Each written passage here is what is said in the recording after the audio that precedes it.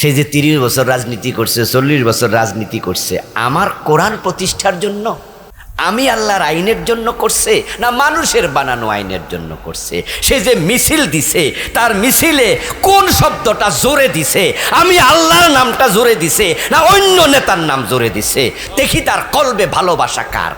আল্লাহ যখন শেকনি মাইরা দেখবে যে আপনার অন্তর পুরা 2 নাম্বার, তোর আমলের দিকে আমি আর সামুই না, যা। এজন্য আল্লাহ তাআলা কলবের দিকে আগে তাকান। রাসূলুল্লাহ সাল্লাল্লাহু আলাইহি ওয়াসাল্লাম বলেন, আল্লাহর এমন কিছু বান্দা আল্লাহর সামনে হাজির হবে যাদের আমলনামায় গুনাহ থাকবে। আল্লাহ তাদের বিচার করার সময় রহমতের একটা চাদর দিয়ে তাদেরকে ঢেকে দেবেন। অন্য মানুষকে তাদের বিচার দেখাবেন না, আলাদা করে ফেলবেন। তখন রহমতের চাদরের নিচে নিয়ে আল্লাহ ওই বান্দাটাকে বলবে, বান্দা, তোর আমলনামায় গুনাহগুলো আছে, তুই অমুক তারিখে গুনাহ করেছিস। বান্দার মনে পড়ে যাবে, কথা তো ঠিক। আল্লাহ বলবে, অমুক দিনে গুনাহ করেছিস, মনে আছে? বান্দা বলবে, হ্যাঁ। রাসূলুল্লাহ বলেন, যখন গুনাহগুলো মনে করাতে থাকবে তখন ওই বান্দা মনে মনে ভাববে, উপায় নাই, ধরা খাইয়া গেছি। আমার আল্লাহ তো দেখি সব হাজির করে ফেলছে আমার সামনে, আমার তো জাহান্নামী না হইয়া উপায় নাই। যখন তার অন্তরটা কাঁপতে শুরু করবে আল্লাহর ভয়ে, তখন আল্লাহ এবার বলবেন, বান্দা, এ গুনাহগুলো দুনিয়ায় গোপনে রেখেছিলাম, আজকেও গোপনে ক্ষমা করে দিলাম।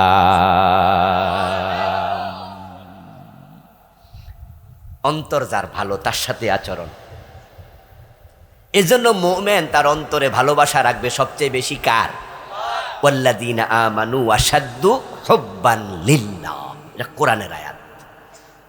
যারা মুমিন হয়, আল্লাহ বলে তাদের অন্তরে আমার ভালোবাসা হবে সবচেয়ে বেশি। এজন্য আমি মুমিন, আমার বাবাও যদি কোরআনের পক্ষে রাজনীতি না করে, আমার বাবা উপজেলা চেয়ারম্যানের দাঁড়াইছে, এমপিতে দাঁড়াইছে, আমার ভাই দাঁড়াইছে, আমার ছেলে দাঁড়াইছে, কোরআনের পক্ষে না হলে আমি বাবারও ভোট দেব না, বাবার পক্ষ মিছিল দেব না। আর যদি আমার কোনো দুশ্মন ইসলামের পক্ষে দাঁড়ায়, আমি তার পক্ষে থাকবো, কারণ আমি ভালোবাসি কাকে? আল্লাহকে। আল্লাহ আমার 1 নম্বরে থাকবে। قد أفلح المؤمنون, মুমিনরা সফল। এখন সফল হওয়ার জন্য মুমিনের কাতারে আপনি নাম ঢুকান। প্রশ্ন হলো, কেমনে নাম ঢুকানো লাগে? উত্তর হলো, ঈমান আনা লাগবে। ঈমান কেমনে আনবেন? এবার আল্লাহ কোরআনে শিখাইছে এইভাবে ঈমান আনবা। এখন কেমনে ঈমান আনে এটা কয়জনে শিখছেন? নামাজ কেমনে পড়ে সেটা তো শিখলেন, রোজা কেমনে রাখে সেটা তো শিখলেন, ওযু কেমনে করে সেটাও তো শিখলেন, ঈমান কেমনে আনে সেটা কি শিখছেন? প্রশ্ন রাখুন নিজের কাছে। মনে মনে বলবেন, হ্যাঁ হুজুর, লা ইলাহা ইল্লাল্লাহ মুহাম্মাদুর রাসূলুল্লাহ এই কালেমা তো পড়ছি। ও দোস্তে, কালেমা পড়লে যদি ঈমান আনা হতো, আব্দুল্লাহ ইবনে উবাই কেন মুনাফেক থাকলো? এই কালেমা তো সেও পড়েছে। এ কোরআন মাজিদের বাংলা অনুবাদ যখন করে গিরিশচন্দ্র সেন, অনুবাদ করার সময় লা ইলাহা ইল্লাল্লাহ এই অংশকে হে বাদ দিছিল নাকি? অনুবাদ করে নাই, পড়ে নাই, বলে নাই, লিখে নাই। কিন্তু কালেমা পড়ার পরও গিরিশচন্দ্র সেন কি মোমেন হয়েছেনি? তো কালেমা পড়লে মোমেন হয় না, ঈমান আনারও নিয়ম আছে। কোন সিস্টেমে ঈমান আনা লাগে? মসজিদে ঢুকলেন, তাকবীরে তাহরিমা না বেদে ডাইরেক্ট সেজদায় চলে গেলেন, তারপরে এবার দাঁড়ালেন, তারপরে এবার কেরাত পড়লেন, তারপরে একটা রুকু মারলেন। এই যে খেসুরি ফাঁকাইয়া দিলেন, কোনটা কোন জায়গায় বোঝেন না। রুকুও দিছেন, সেজদাও দিছেন, কেরাতও পড়ছেন, তবে সিরিয়াল হাদিস থেকে নেন নাই, সিস্টেম হাদিস থেকে শিখেন নাই। আপনার মন মতো পড়লে বুঝি নামাজ হবে? রাসূলুল্লাহ বলছেন, সাল্লু কামা রাআইতুমুনি উসাল্লি, তোমরা নামাজ পড়ো সেভাবে আমি নবীকে নামাজ পড়তে করতে দেখেছ যেইভাবে। এক সাহাবী নামাজ পড়লেন, নামাজ শেষে সালাম ফিরানোর পর রাসূল ডাকলেন, ডেকে কাছে আনলেন, এনে বললেন সাল্লি ফা ইন্নাকা লাম তুসাল্লি, হে আল্লাহর বান্দা তুমি নামাজ পড়ো, তুমি নামাজ পড়োনি। এইমাত্র পড়লো, রাসূলকে পড়োনি, সে গিয়ে নামাজ পড়লো।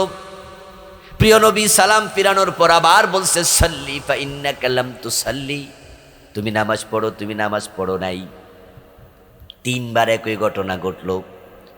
এবার ওই সাহাবী বলছি, ইয়া রাসূলুল্লাহ আমি তো এসছে ভালো সিস্টেম জানি না। রাসূলুল্লাহ বলে তাহলে আমার থেকে শিখো, আমি যেভাবে পড়ি সেভাবে পড়ো।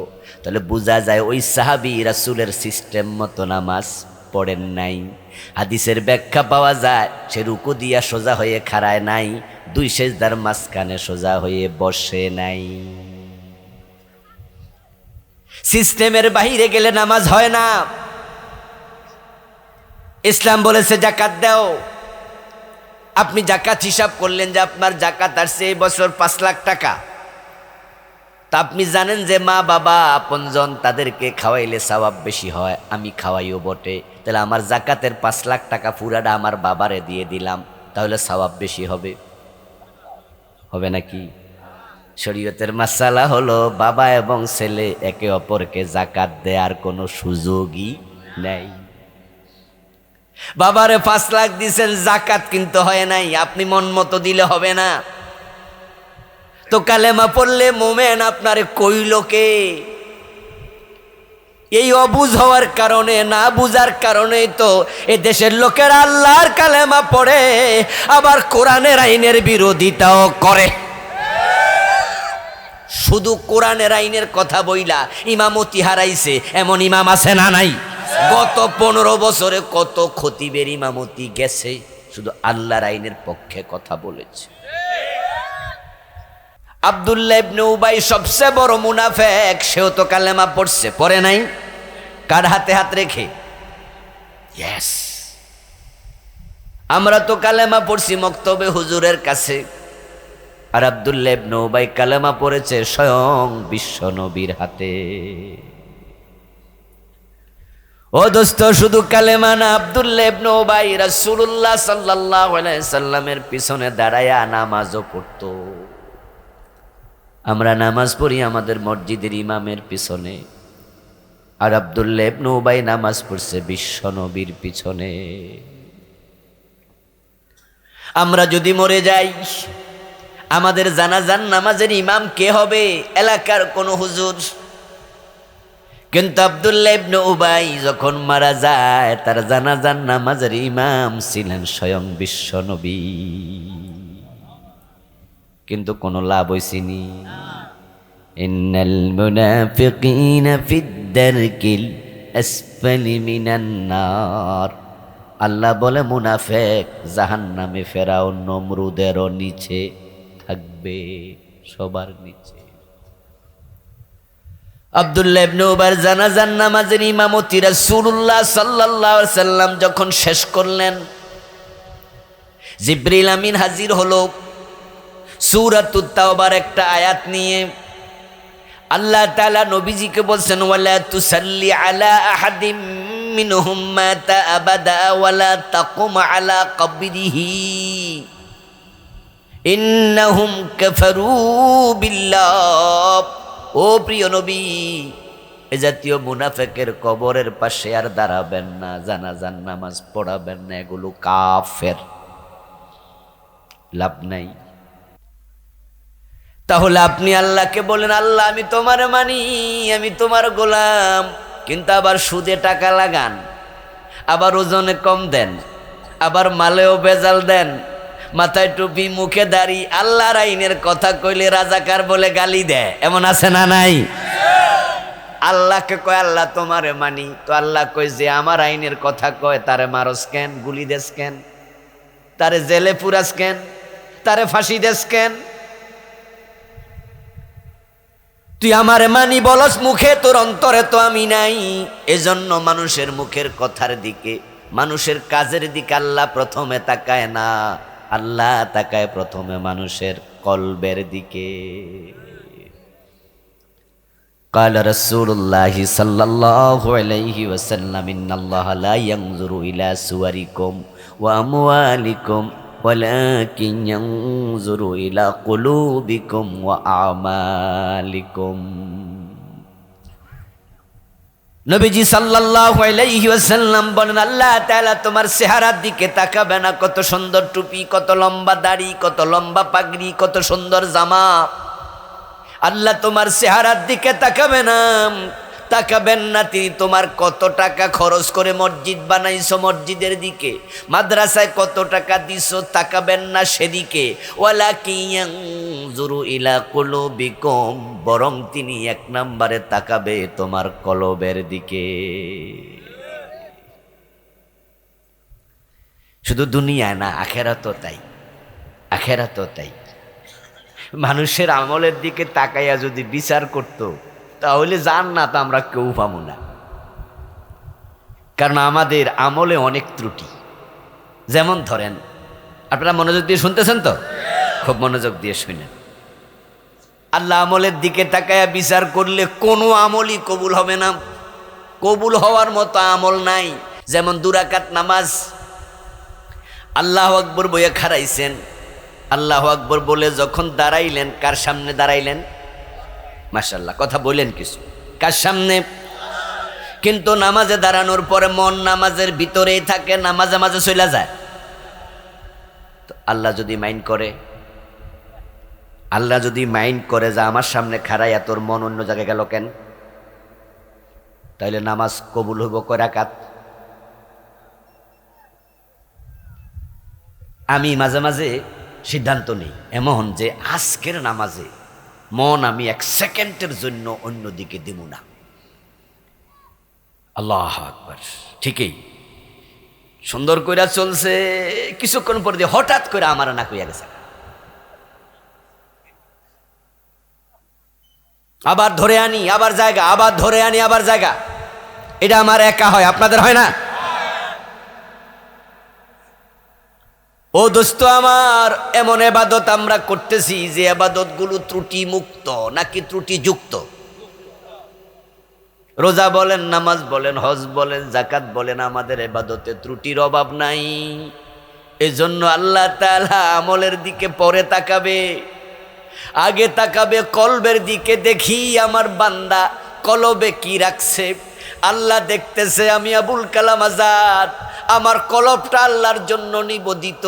আপনার কলবটার দিকে তাকায় আল্লাহ দেখে এই বান্দাটা ঠিকই আমারে ভালোবাসে, আমার জন্য সে জান দিত রাজি আছে, কিন্তু তার আমলে কিছু ভুল আছে। তখন আল্লাহ রহমত দিয়া ভুলগুলো মাফ করে দেয়। আর যখন কলবের দিকে তাকায়া দেখে কলবে 2 নম্বর, আমল যদি সুন্দর হয় আল্লাহ আমল আর নেই না, কোয়ার এর মনই খারাপ। তাই তো হাসরের ময়দানে আল্লাহ তাআলা আগে কলবকে দেখবেন। আফালা ইয়ালামু ইযা বুসিরা মা ফিল কুবুর ওয়া হুসিলা মা ফিস সুদূর।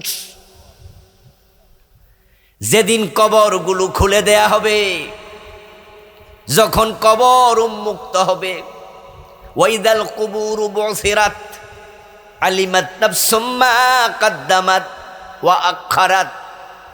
কবর থেকে আমরা সবাই উঠে দাঁড়াবো। আল্লাহ বলছেন আফালা ইয়ালামু, সে কি জানে না, ইযা বুসিরা মা ফিল কুবুর, কবরে যা আছে কবর থেকে সবগুলাকে খুলে দিয়ে উন্মুক্ত করা হবে। ওয়া হুসিলা মা ফিস সুদূর, এবং তাদের অন্তরে কি আছে, কলব, এটা আমি সেকে দেখব। সেখান থেকে আমি আর্ন করব, টান দিয়া বের করব। পিঠা বানানোর জন্য যখন কড়াইয়ের মাঝে তেল গরম হয়, তখন আমরা পিঠা বানানোর জন্য কাই ছেড়ে দেই। আপনাদের এলাকায় কাই কয়নি না কি কয়? কাই বলে। জিলাপি বানানোর জন্য জিলাপিওয়ালা জিলাপির ইয়াটা ছেড়ে দেয়। যখন হয়ে যায় তখন সেকনি দিয়া ছাকা মারে। তেলগুলো পরে যায়, ফিঠাটা উঠে যায়। আল্লাহ কলবটা থেকে একটা শেকনি মারবে, ওয়াহসিলা মা ফিসসুদুর, শেকনি মেরে বের করবে। দেখি তার অন্তরে কি দুনিয়ার লোভ বেশি ছিল না আখেরাতের চিন্তা বেশি ছিল। তার অন্তরে দুনিয়ার ভালোবাসা, দুনিয়ার দল, দুনিয়ার ব্যক্তি বেশি ভালোবাসা পেয়েছে নাকি আমি আল্লাহ ভালোবাসা বেশি পাইছি। আমি একটু শেকনি মেরে দেখি তো।